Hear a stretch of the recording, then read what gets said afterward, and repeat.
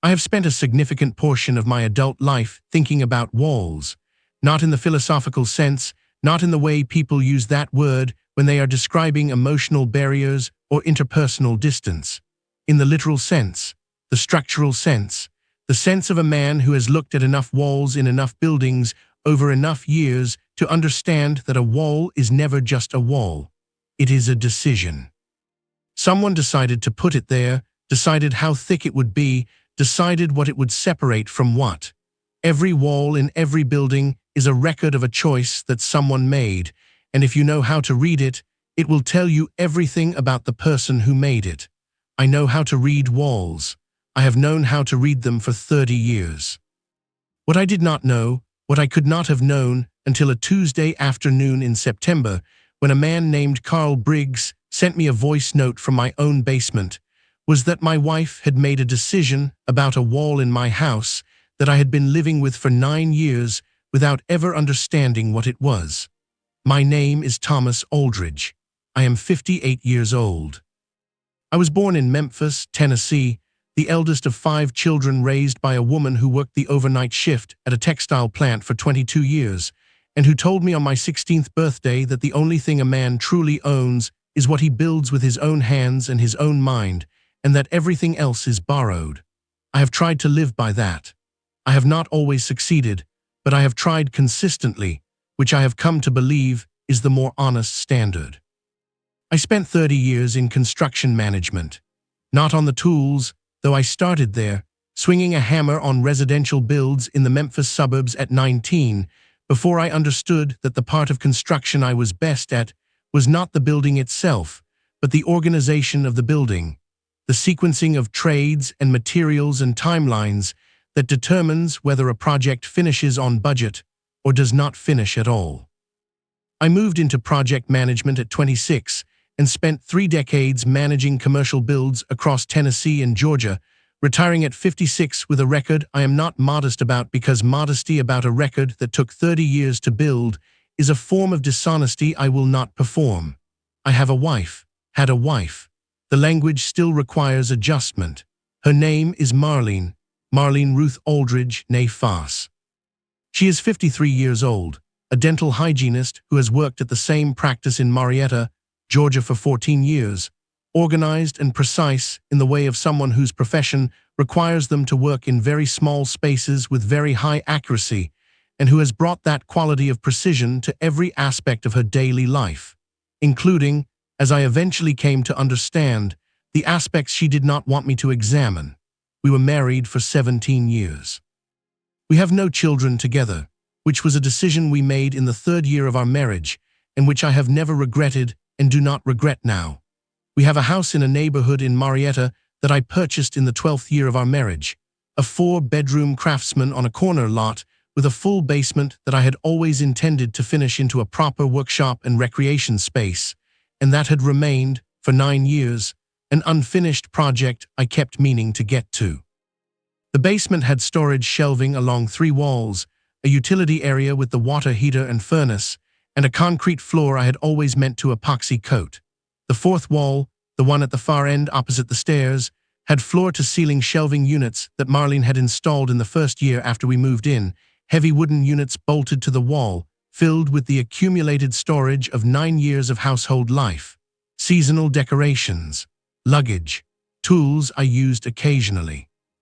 The ordinary archaeology of a shared domestic existence. I had not thought about that wall in 9 years. I am going to need you to hold that fact carefully as I tell you the rest of this story, because it is the fact that everything else depends on. Now let me tell you about Marlene honestly, because the honest version of a person is always the necessary one when you are telling a story that requires the full picture to be understood. Marlene Foss came into my life at a charity auction in 2006, where I was attending on behalf of the firm I worked for at the time, and she was attending with a friend from her dental practice. She was 41 at the time, striking and self-possessed in the way of a woman who has decided what she thinks of herself and does not require external confirmation to maintain that view. We talked for an hour at the auction without meaning to talk for an hour, and I drove home that night thinking about the conversation in the specific way you think about conversations that will matter later. We were married 18 months after that. I was 41. She was 42. Two adults who had each lived enough life to know what they wanted. What I knew about Marlene when I married her was substantial, and I now understand, incomplete in ways I did not have the mechanism to detect at the time. I knew she was organized and competent and socially skilled. I knew she had a sister in Savannah named Patricia, whom she visited 3 or 4 times a year, and with whom she had the close and slightly competitive relationship of sisters who love each other and also cannot fully stop measuring. I knew she had been in a previous relationship for 7 years that had ended badly and about which she was not forthcoming in the specific measured way of someone who has decided that the past belongs to them and not to the person they are with. I accepted that. I had my own past and my own measured disclosures. I thought it was appropriate. What I did not know about Marlene I will get to. But I want you to understand first that not knowing it was not carelessness. I was a thorough man. I was attentive in the ways I knew to be attentive. The thing about a person who is genuinely skilled at concealment is that they are skilled precisely at the level of thoroughness you bring to your attention. They do not slip past your defenses. They learn your defenses and they build to their exact specifications. Marlene was that skilled. I understand that now without bitterness, though it took me a long time to arrive at the without bitterness part. The sister visits had been a feature of our marriage from the beginning. 3 or 4 times a year, 4 days to a week, Marlene would drive down to Savannah to spend time with Patricia. I had met Patricia twice at family gatherings in the early years. She was pleasant and unremarkable and not someone I thought about except when Marlene mentioned her, which was regularly in the context of these visits. The visits were consistent and patterned, and I had no reason to examine them. In the 8th year of our marriage, I noticed, or rather registered in the storage place where I stored things I had not yet named, that Marlene seemed different when she returned from the Savannah trips. Not dramatically different, not guilty different. Different in the way of someone who has been somewhere they needed to be and has come back slightly more themselves than they were when they left. I noticed this and I filed it and I did not act on it, and I am telling you this so you understand that the thing I found in September was not a complete surprise to the deepest part of me, even though every conscious part of me had no idea what was coming. In the September of the 17th year of our marriage, Marlene left on a Thursday morning for what she told me was a 10-day visit to Patricia in Savannah. Patricia, she said, was dealing with some health issues that were not serious, but that required company and practical help. She packed a bag. I drove her to the bus station because her car was in for a service. I watched the bus pull out. I drove home. I had decided the previous week to finally do something about the basement. Not the full renovation I had been planning for 9 years, but at minimum, a fresh coat of paint on the concrete walls and the epoxy floor coating I had been buying materials for in batches across 3 years. I had contracted a painter named Carl Briggs, who had been recommended by a neighbor and who specialized in basement and utility space finishing, to handle the painting while I managed the floor prep myself over the coming week. Carl was going to start Tuesday. Marlene left Thursday. The timing was not coordinated. It was simply the confluence of 2 things that happened to be scheduled in the same period, which is the kind of ordinary coincidence that changes everything. Carl arrived Tuesday at 8 in the morning. I let him in, showed him the basement, went over the scope, and left for the hardware store to pick up the epoxy supplies. I was gone for approximately 90 minutes. At 9:47, my phone vibrated with a voice note from Carl's number. I pulled into the hardware store parking lot, and I sat in the truck, and I pressed play. Carl's voice on that note had the specific quality of a man who's trying to remain professional while describing something he does not have professional language for. He said, "Mr. Aldridge, I don't want to alarm you, but I moved the first of those large shelving units away from the far wall so I could paint behind it, and there is a door back here that I don't think you knew about." He paused. He said it's got 3 bolt locks on the outside, all of them engaged. He paused again. He said, "And Mr. Aldridge, I can hear something on the other side of it, like breathing or movement. I don't know what to do here, sir. I'm going to wait for you to call me back before I do anything. I sat in the truck for 30 seconds. I called Carl and told him do not touch that door, do not touch anything, I am on my way. I pulled out of the hardware store parking lot, and I drove home in the specific focused silence of a man whose mind is doing two things at once, processing the information it has just received and refusing to draw conclusions before it has more data, because conclusions drawn too early are not conclusions, they are panic, and panic has never once in my life produced a useful result. I was home in 11 minutes. I went straight to the basement. Carl was standing at the far end of the room, a few feet back from the shelving unit he had moved. He had moved only the unit closest to the corner, and the gap he had created was enough to see the door he had described. I looked at it. I want to tell you what I saw clearly because the clarity of what I saw is part of what made the next 60 seconds feel like 60 minutes. The door was set into the concrete block wall, framed with 2x4s, painted the same color as the surrounding wall.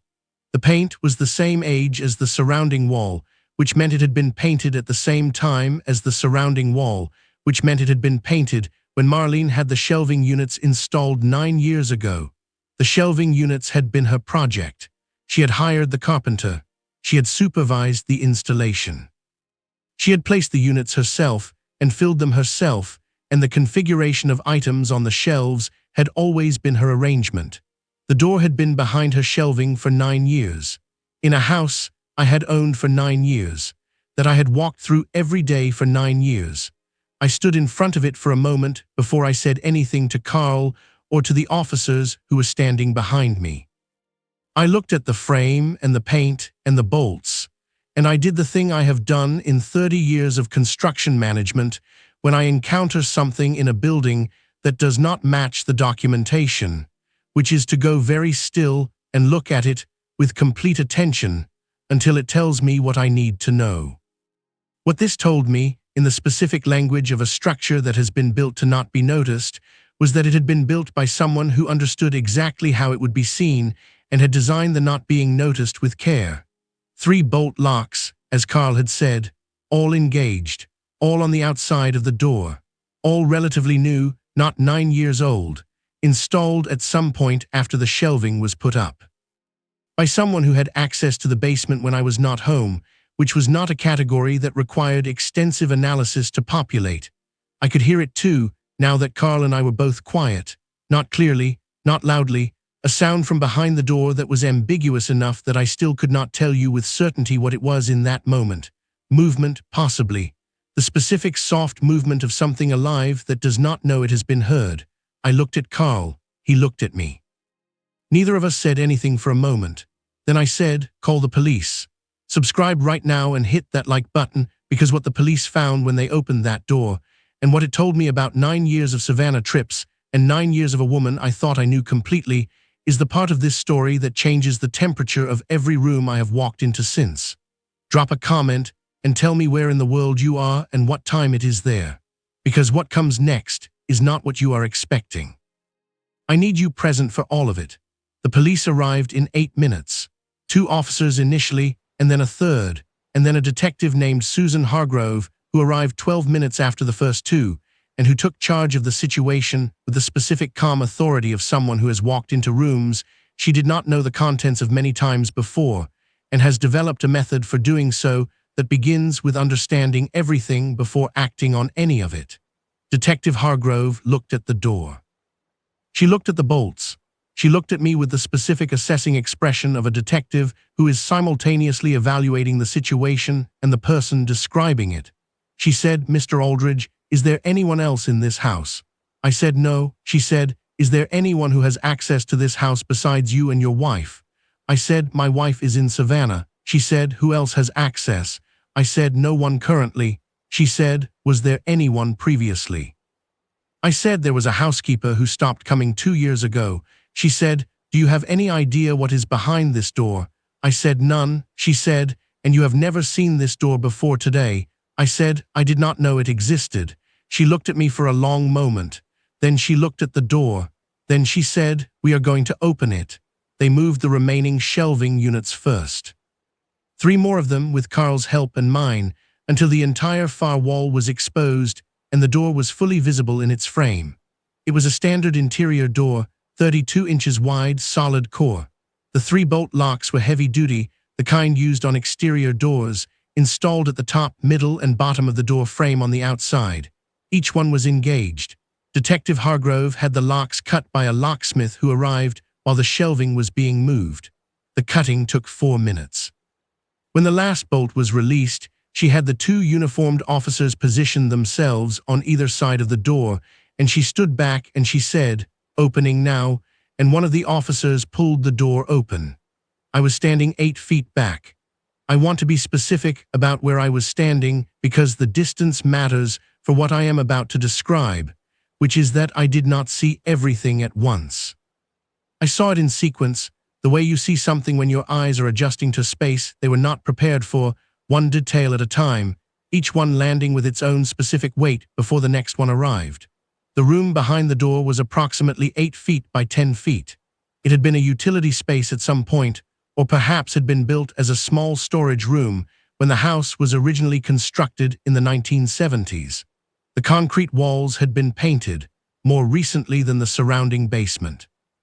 There was a battery-powered LED lantern on the floor, the kind used for camping, its battery depleted, which was why the room had been dark. There was a cot along one wall, folded military style, with a blanket. There was a plastic storage bin with a lid.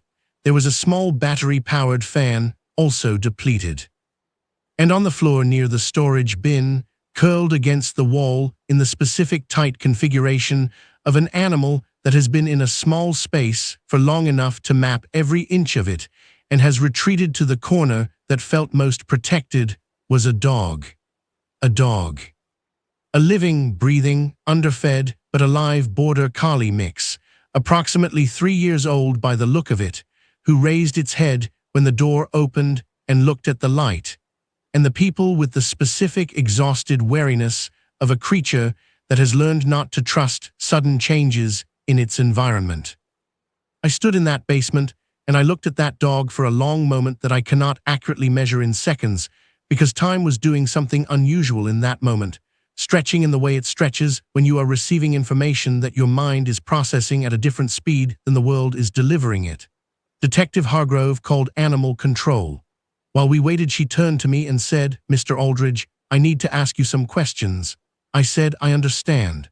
She said, "Do you own a dog?" I said, "No." She said, "Has your wife ever mentioned a dog?" I said, "Marlene does not like dogs." She looked at me. She said, "Does she have any history with animal rescue or sheltering?" I said, "None that I knew of." She said, "The storage bin." She walked to it and opened it with a gloved hand. Inside were dog food bags, depleted, water containers, also depleted, and at the bottom a folder. She lifted the folder with gloved hands and opened it. Inside the folder was documentation.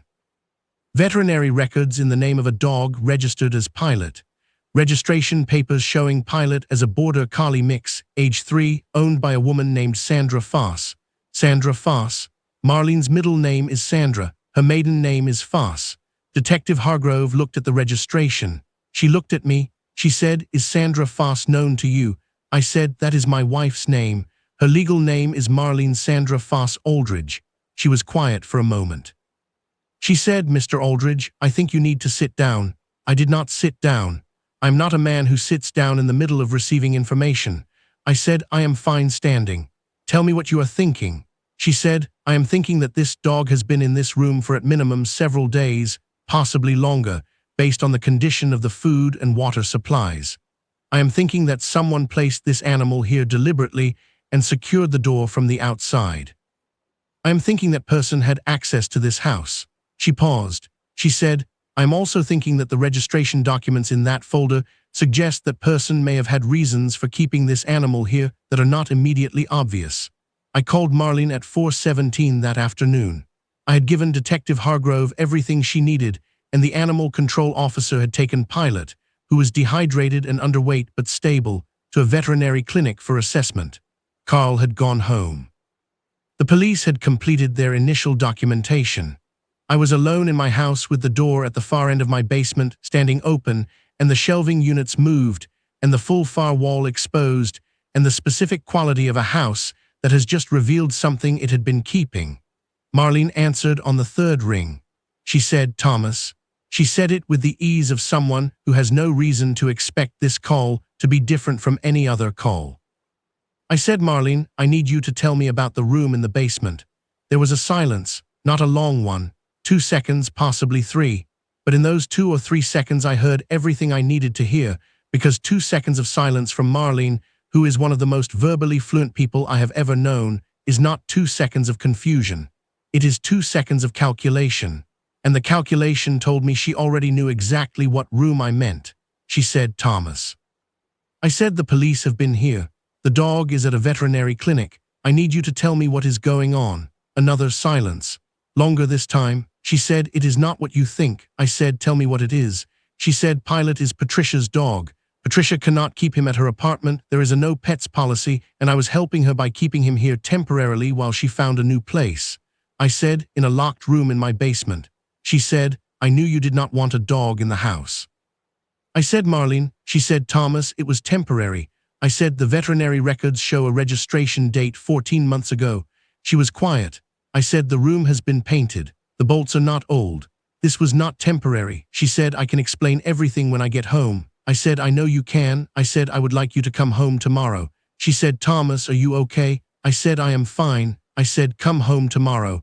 We need to talk about several things." Now I need to stop here, because what Marlene told me when she came home the following day, and what Detective Hargrove told me the week after that, and what I found when I spent 3 days going through 14 months of bank statements and phone records that I had never had reason to look at, is the part of this story that the first half was building the foundation for. Hit that like button right now and subscribe if you have not already.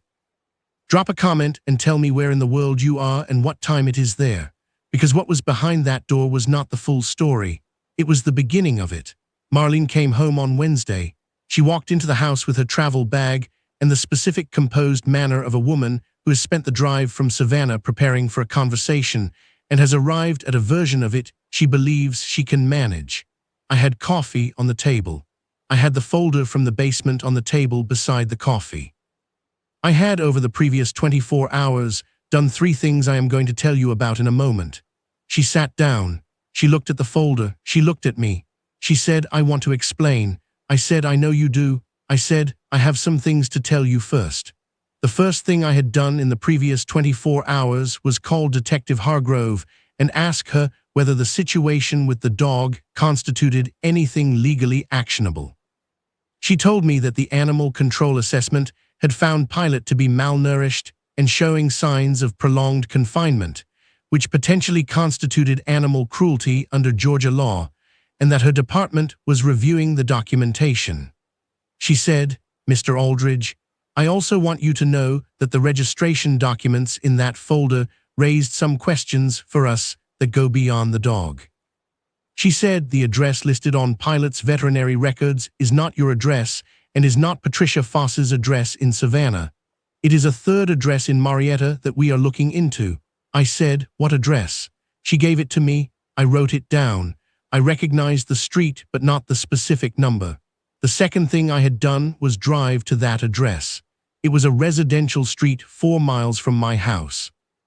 The address corresponded to a small house with a neatly maintained yard and a car in the driveway that I did not recognize. I drove past twice, and then I went home, and I looked up the property records for that address online.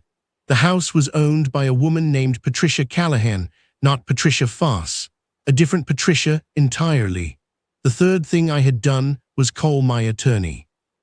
A man named Dennis Whitmore, who had handled my estate documents and a contract dispute 6 years earlier and who I knew to be thorough and direct. I told him I needed to come in. He said, "Tomorrow morning." I said, "This afternoon if possible." He said, 4 o'clock. I said, "I will be there." I told Marlene these 3 things in order at the kitchen table with the folder between us and the coffee going cold. I told her calmly and without raising my voice because the information I had was sufficient and did not require volume to land. I told her that the police were looking at the veterinary records and the third address. I told her I had driven past that address.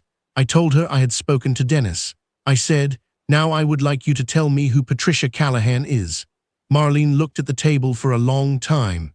Then she looked at me. And she said, "Thomas, I am going to tell you everything, and I need you to hear all of it before you respond." I said, "I am listening." What she told me over the next 90 minutes was not a single thing. It was a sequence of things that had been running alongside our marriage for 4 years, and which assembled into a picture that I had not seen coming, and that I am still, 18 months later, integrating into my understanding of the 17 years that preceded it. I'm going to give you the shape of it, because the full detail belongs to a legal proceeding that has since concluded, and because some of it belongs to people whose stories are not mine to tell in their complete form. Patricia Callahan was not Marlene's sister.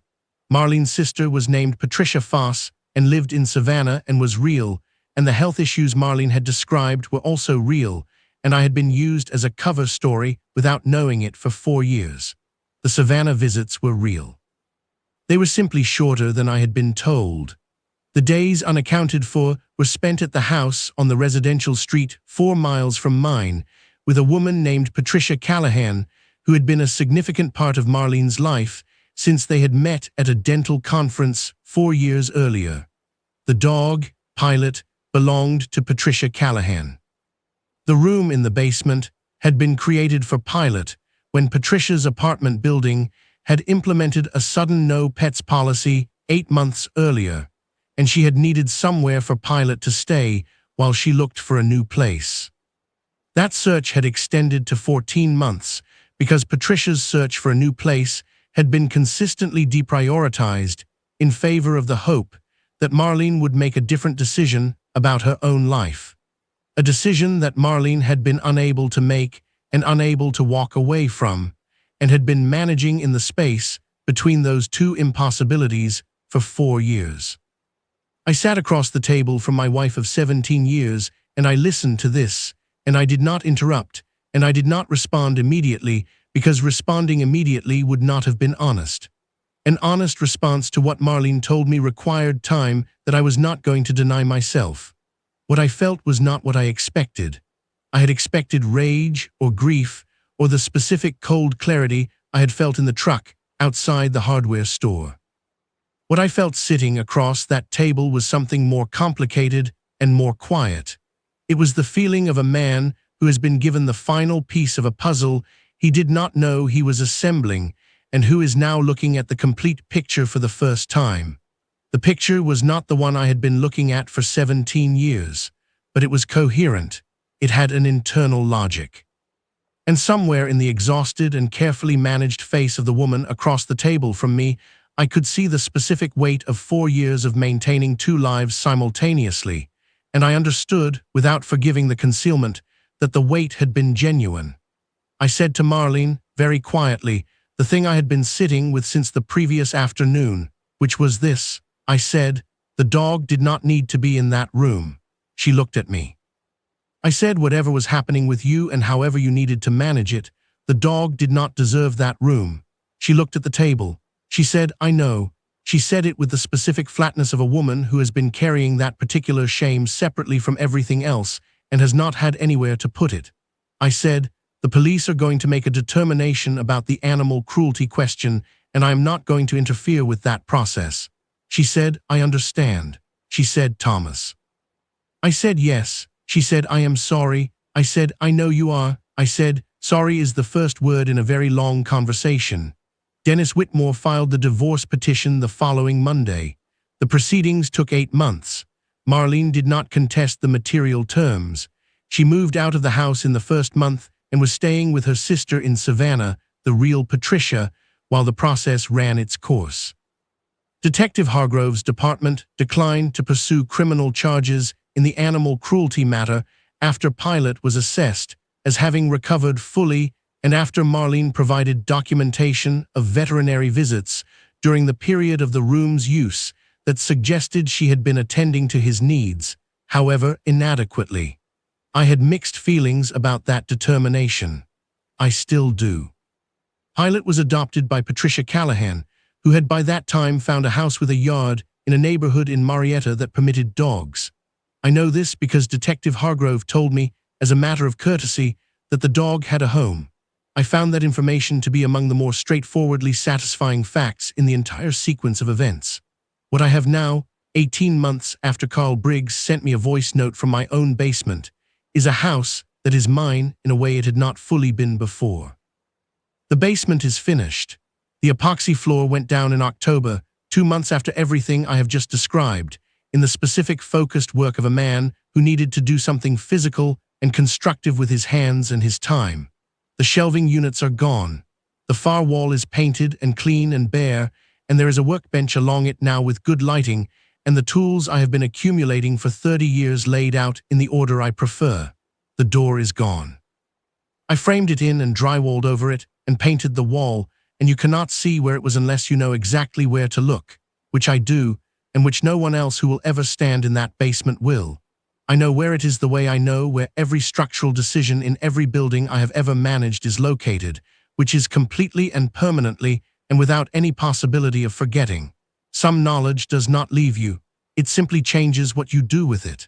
I am 58 years old. I have spent 30 years understanding that a wall is a decision and that the decision tells you everything about the person who made it if you know how to read it. I did not read that wall for 9 years. I am not going to spend the rest of my life being angry at myself for that. I am going to spend it doing what I have always done, which is looking at the structures in front of me with the full attention of a man who knows that what a thing appears to be and what it is are not always the same, and who has learned, at some cost, to verify before concluding. Pilot is living in a house with a yard. The basement smells like fresh paint and epoxy and the specific clean air of a space that has been properly ventilated for the first time. I spend time down there now in a way I never did when the shelving was up. A room that holds a secret has a different atmosphere than a room that does not. I did not know that before. I know it now in the way you know things that your body understood before your mind caught up. Carl Briggs came back in November to see the finished floor, which he had heard about through the neighbor who referred him, and he stood at the bottom of the basement stairs and looked at the far wall for a moment. He said, "Looks good, Mr. Aldridge." I said, "It does." He said, "I think about that day sometimes." I said, "So do I." He said, "You handled it right." I said, "I had good information." He said, "You called the police before you opened the door yourself." I said, "I have been in construction for 30 years. You do not open a structural element you do not understand." He looked at me. He said, "I suppose that is right." He is right. It is right. And it is the thing I will carry from this longest, not the betrayal, not the room, not the voice note in the hardware store parking lot. The thing I will carry is this: there is no wall in any building and no wall in any life that cannot be read if you are willing to move what is in front of it and look at what is actually there. I moved the shelving. I read the wall. I know what was there. Now I am building something different on the other side of it. If this story reached somewhere real in you tonight, hit that like button right now and subscribe. We are here every week with stories of real people who found the truth in the last place they thought to look and decided what to do with it. Drop a comment and tell me where in the world you are and what time it is there. We read every single one. And from everything I mean when I say thank you for staying with this one all the way to the end. We will see you in the next story.